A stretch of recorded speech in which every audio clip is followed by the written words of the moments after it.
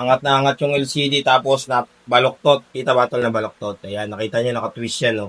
Ayun po, natapos na natin yung iPad na lumobo yung battery. Ayan, nakita nyo, ha? Fit yan, ha?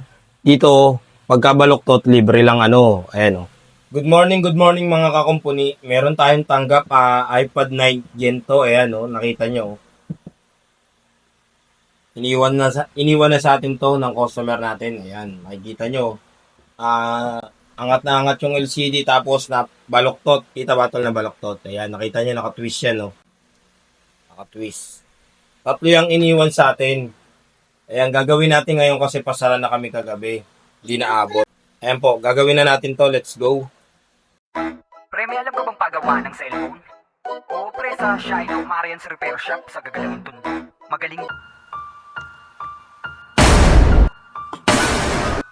Putang ina. Nakita mo? Oo, sahod, no? Papamura na lang ako kasi nakakatakot talaga eh. Tignan natin kung okay pa. Kita nyo naman.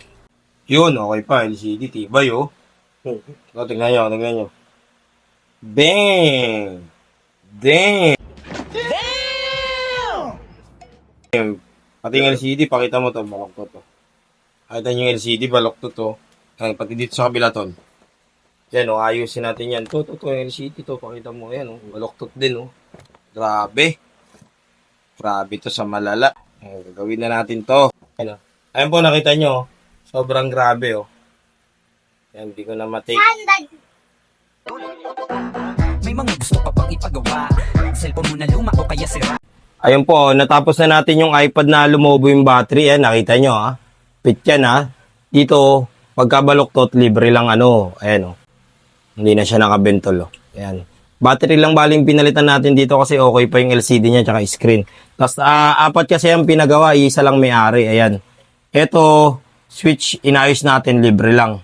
Ayan. Kasi ito LCD, tapos ito charging pin. Pati yung switch nito sira pero inayos ko na lang din ng libre. Ayun, tatlo lang kanina, di ba yung sinabi ko, pinahabol niya tong isa.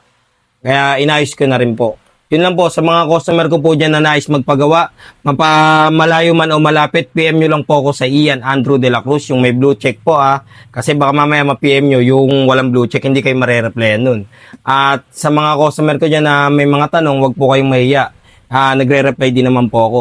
Yun lang po, maraming salamat po mga kakumpuni. God bless.